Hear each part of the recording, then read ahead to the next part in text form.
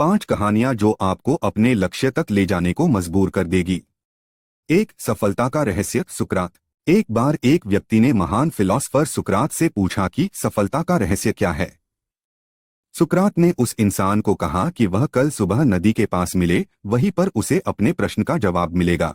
जब दूसरे दिन सुबह वह व्यक्ति नदी के पास मिला तो सुकरात ने उसको नदी में उतरकर नदी गहराई की गहराई मापने के लिए कहा। वह व्यक्ति नदी में उतरकर आगे की तरफ जाने लगा। जैसे ही पानी उस व्यक्ति के नाक तक पहुंचा, पीछे से सुकरात ने आकर अचानक से उसका मुंह पानी में डुबो दिया। वह व्यक्ति बाहर निकलने के लिए झटपटाने लगा, कोशिश करने लगा, लेकिन सुकरात थोड़े ज्यादा स्ट्रांग थे। सुकरात ने उसे काफी देर तक पानी में डुबोए रखा। कुछ समय बाद सुकरात ने उसे छोड़ दिया और उस व्यक्ति ने जल्दी से अपना मुंह पानी से बाहर निकालकर जल्दी जल्दी सांस ली। सुकरात ने उस व्यक्ति से पूछा, जब तुम पानी में थे तो तुम क्या चाहते थे? व्यक्ति ने कहा, जल्दी से बाहर निकलकर सांस लेना चाहता था। सुकरात ने कहा, यही तुम्हारे प्रश्न का उत्तर है। जब तुम सफलता को उतनी ही तीव्र इच्छा से चाहोगे जितनी तीव्र इच्छा से तुम सांस लेना चाहते हैं, तो तुम्हें सफलता निश्चित रूप से मिल जाएगी। 2. अभ्यास का महत्व। प्राचीन समय में विद्यार्थी गुरुकुल में रहकर ही पढ़ा करते थे।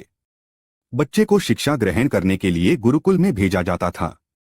बच्चे गुरुकुल में गुरु के सानिध्य में आश्रम की देखभाल किया करते थे और अध्ययन भी किया करते थे। वरदराज को भी सभी की तरह गुरुकुल भेज दिया गया। वहां आश्रम में अपने साथियों के साथ घुलने मिलने लगा, लेकिन वह पढ़ने में बहुत ही कमजोर था। गुरुजी की कोई भी बात उसके बहुत कम समझ में आती थी। इस कारण सभी के बीच वह उपहास का कारण बनता है। उसके सारे साथी अगली कक्षा में चले गए, लेकिन वो आगे नहीं बढ़ पाया। गुरुजी जी ने भी आखिर हार मानकर उसे बोला, बेटा वरदराज, मैंने सारे प्रयास करके देख लिए हैं। अब यही उचित होगा कि तुम यहाँ अपना समय बर्बाद मत करो। अपने घर चले जाओ और घर वालों की काम में मदद करो। वरदराज ने भी सोचा कि शायद विद्या मेरी किस्मत में नहीं है, और भारी मन से गुरुकुल से घर के लिए निकल गया। दोपहर का समय था। रास्ते में उसे प्यास लगने लगी। इधर उधर देखने पर उसने पाया कि थोड़ी दूर पर ही कुछ महिलाएं कुएं से पानी भर रही थी। वह कुएं के पास गया। वहां पत्थरों पर रस्सी के आने जाने से निशान बने हुए थे, तो उसने महिलाओं से पूछा, यह निशान आपने कैसे बनाए? तो एक महिला ने जवाब दिया, बेटे, यह निशान हमने नहीं बनाए। यह तो पानी खींचते समय इस कोमल रस्सी के बार बार आने जाने से ठोस पत्थर पर भी ऐसे निशान बन गए हैं। वरदराज सोच में पड़ गया। उसने विचार किया कि जब एक कोमल से रस्सी के बार बार आने जाने से एक ठोस पत्थर पर गहरे निशान बन सकते हैं, तो निरंतर अभ्यास से मैं विद्या ग्रहण क्यों नहीं कर सकता?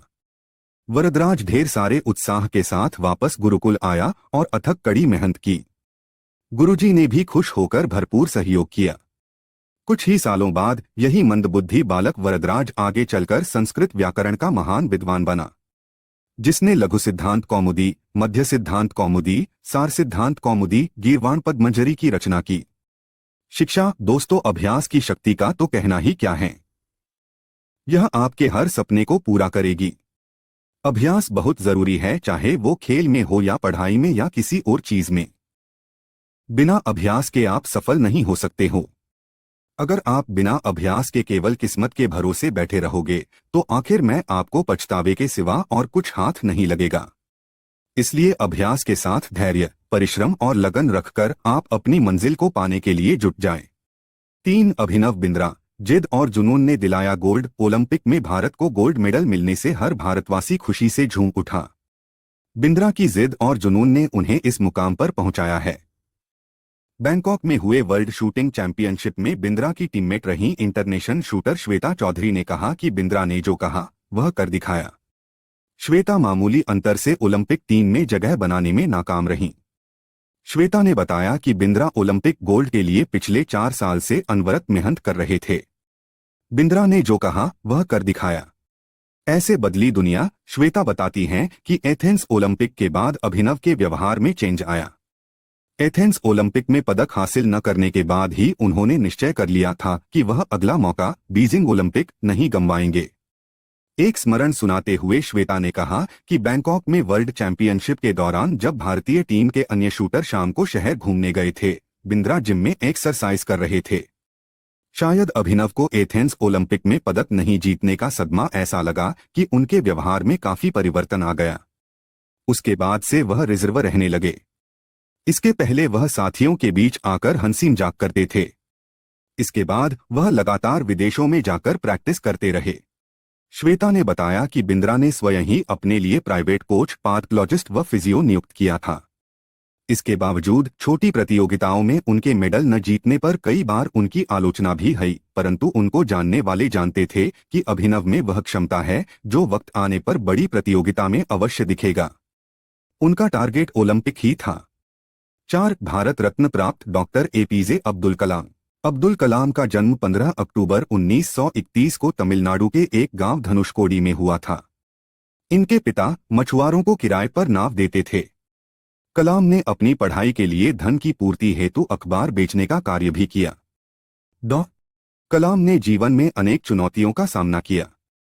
उनका जीवन सदा संघर्षशील रहने वाले एक ऐसे व्यक्ति की कहानी है जिसने कभी हार नहीं मानी तथा देशहित में अपना सर्वस्व न्योछावर करते हुए सदा उत्कृष्टता के पथ पर चलते रहे। 71 वर्ष की आयु में भी वे अथक परिश्रम करते हुए भारत को सुपर पावर बनाने की ओर प्रयासरत थे। भारत रत्न डॉ.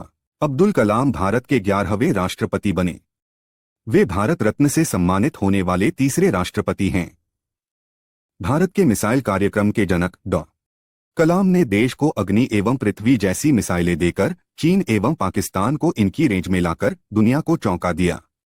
एक बार एयरफोर्स के पायलट के साक्षात्कार में 9वें नंबर पर आने के कारण कुल 8 प्रत्याशियों का चयन करना था। उन्हें निराश होना पड़ा था। वे ऋषिकेश बाबा शिवानंद के पास चले गए एवं अपनी व्यथा उन्हें सुनाई। बाबा ने उन्हें कहा, बाबा शिवानंद का कहने का अर्थ यह था कि असफलता से निराश होने की आवश्यकता नहीं। यह असफलता आपकी दूसरी सफलताओं के द्वार खोल सकती है। तुम्हें जीवन में कहां पहुंचना है इसका पता नहीं। आप कर्म करो, ईश्वर पर विश्वास करो।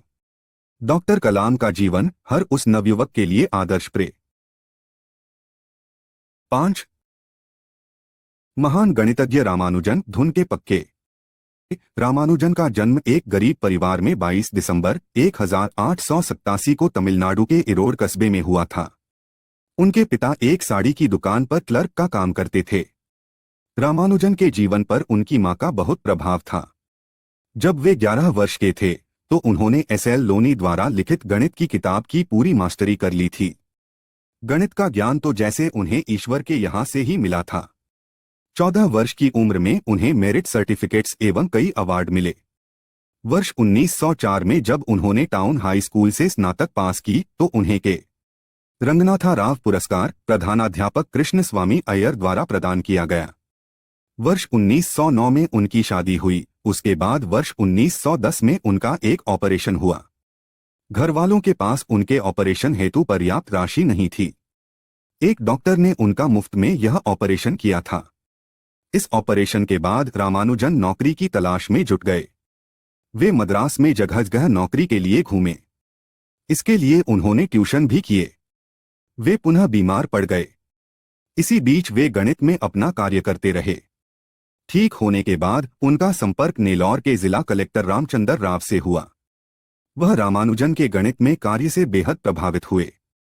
उन्होंने रामानुजन की आर्थिक मदद भी की। वर्ष 1912 में उन्हें मद्रास में चीफ अकाउंटेंट के ऑफिस में क्लर्क की नौकरी भी मिल गई। वे ऑफिस का कार्य जल्दी पूरा करने के बाद गणित का रिसर्च करते रहते। इसके बाद वे इंग्लैंड चले गए। वहां उनके कार्य को खूब प्रशंसा मिली। उनके गणित के अनूठे ज्ञान को खूब सराहना मिली। वर्ष 1918 में उन्हें ट्रिनिटी कॉलेज कैम्ब्रिज का fellow of Trinity college Cambridge चुना गया। वह पहले भारतीय थे जिन्हें इस सम्मान पोजीशन के लिए चुना गया। बहुत मेहनती एवं धुन के पक्के थे। कोई भी विषम परिस्थिति, आर्थिक कठिनाइयां, बीमारी एवं अन्य परेशानियां उन्हें अपनी धुन से नहीं डिगा सकीं। वे अंततः सफल हुए। आज उन्हें विश्व के महान गणितज्ञों में शुमार किया जाता है। 32 वर्ष की छोटी